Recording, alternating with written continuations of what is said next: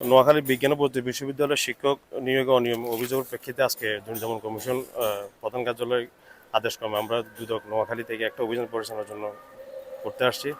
তো সকালে আমরা যে একটা বিষয় অভিযোগ ছিল সেটা হচ্ছে যে আইন বিভাগের একজন সহযোগী অধ্যাপক নিয়োগের ক্ষেত্রে যে ওনার যে অভিজ্ঞতার ঘাটতির পাশাপাশি শিক্ষাগত যোগ্যতার এবং স্বজনপ্রীতির যে একটা অভিযোগ ছিল সেটা আমরা কর্তৃপক্ষের সাথে আলোচনা সাপেক্ষে আমরা বিভিন্ন কাগজপত্র রেকর্ডপত্র সংগ্রহ করি।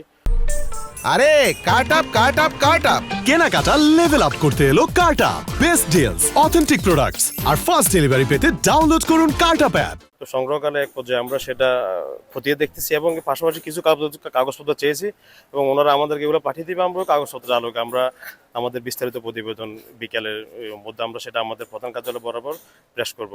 এর পরবর্তী প্রধান কার্যালয় ওই প্রতিবেদন আলোকে ওনারা পরবর্তী পদক্ষেপ নেবে।